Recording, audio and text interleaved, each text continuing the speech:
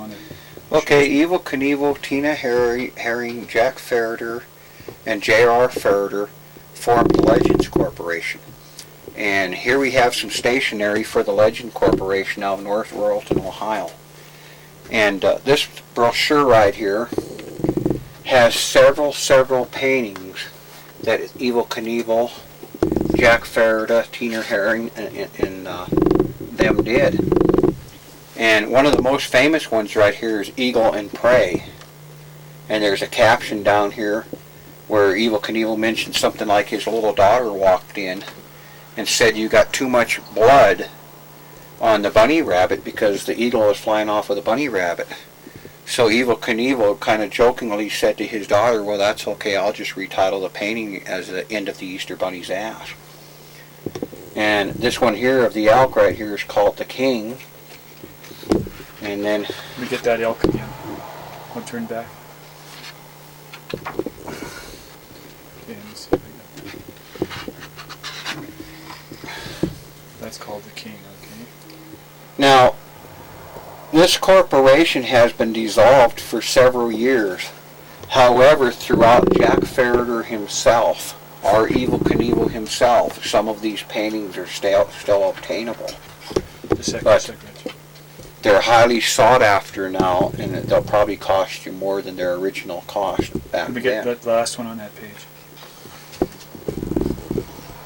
It's called Standing Tall. Okay. Okay, and then here you have the Red Rooster, which is the poster I showed you earlier, the print that I showed you earlier. Then it goes into the back here of some that are sold out, and some of J.R.'s works and some of Jack Ferreter's works. Okay. But this basically here is different stationery that Knievel had over the years.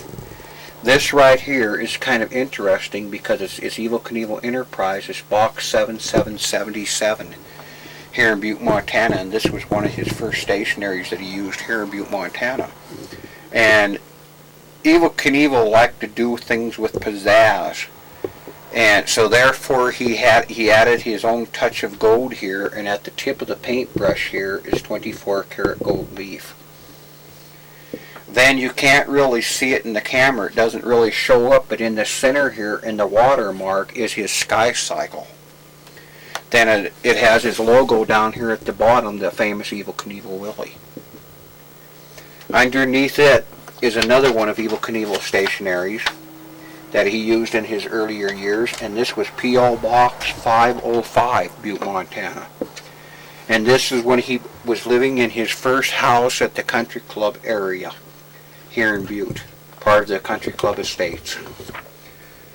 Then here you have the stationery for the Legends Corporation.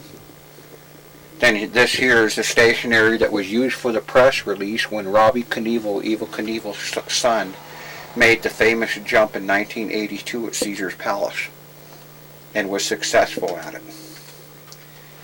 Here we have the pamphlet, which is the tour guide map and pamphlet for Twin Falls, Idaho, when Evel Knievel jumped the Snake River Canyon there.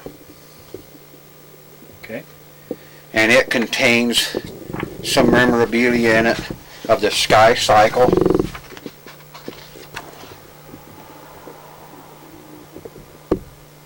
Okay. And it has several photographs in it of different things pertaining to that event, and it has the map.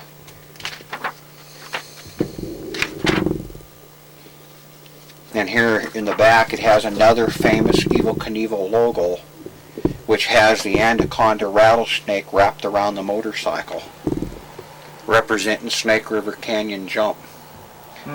And this logo was also painted on the side of his semi-trucks and some of his vehicles during the early 70s. Okay. Now what are these pictures up behind the posters? Okay, this here is kind of an interesting picture in that this was his jump. This picture was taken, he's sitting on the top of the ramp at Wembley Stadium in London, England. Right after this picture was taken, he made that jump. He was just about killed, and that he hit the 13th bus double-decker bus there at Wembley Stadium, and it was almost a fatal crash. These pictures over here are of his Learjet airplanes, and these are 2 of the 3. And Evel Knievel had a fleet of 3 Learjets during the 1970s called the Montana Rare Birds. Rare Bird 1, 2, and 3. What happened to them? Over the years, they were sold, and he lost his pilot license, and He flew them. he went basically into bankruptcy during the fact that he owed so much money to the Internal Revenue and some of the scandals that evolved during the 1970s.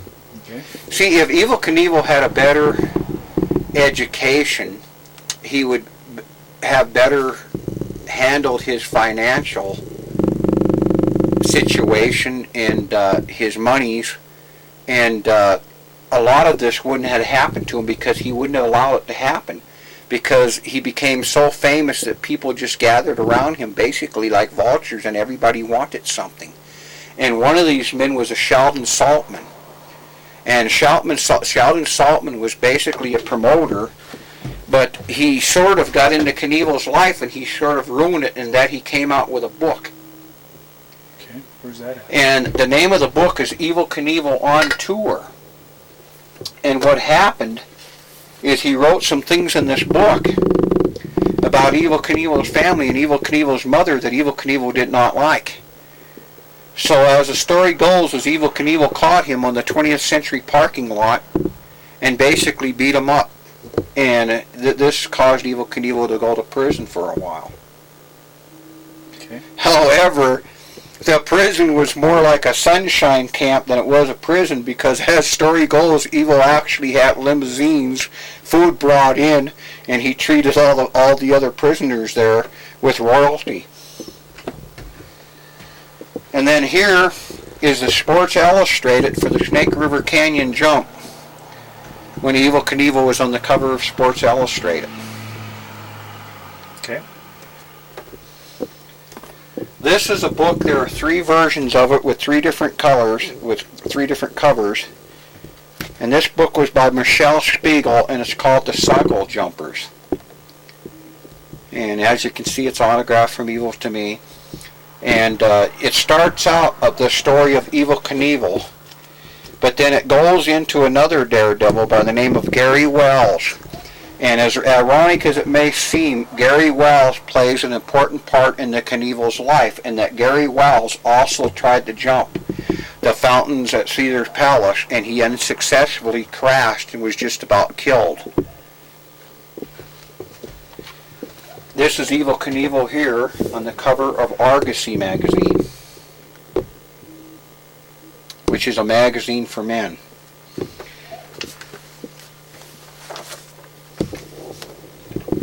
Here you have the Evel Knievel comic book by Ideal.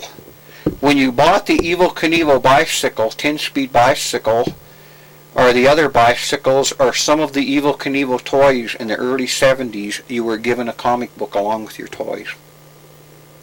And as far as I know, this is the only comic book that was ever written on Evel Knievel by Marvel Comics. Evel Knievel memorabilia pamphlet that Evel Knievel had printed up himself in the early 70s, and it depicts different times of his life through the 70s, through his daredevil days. Here you have the photograph of him making a jump. I believe this was at the Los Angeles Motor Speedway when he jumped over 15 cars.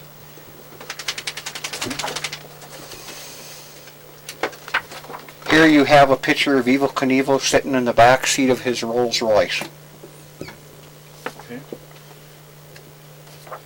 Here you have Evel Knievel and his younger son, which now follows in his footsteps, Robbie Knievel, Evel Knievel Tour, Captain Knievel, and he's sitting on one of the Evel Knievel bicycles. I believe Robbie is age 13 or 14 in this picture.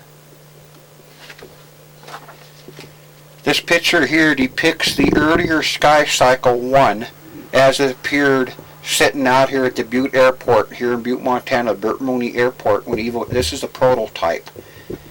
Unfortunately, this Sky Cycle was lost in the Snake River Canyon and never recovered. What's that ballad of Evel Knievel there? The Ballad of Evel Knievel is a song that Evel Knievel had put out. Who wrote And it? it's on the record. I'm not unsure who wrote it. I don't even know if it says here.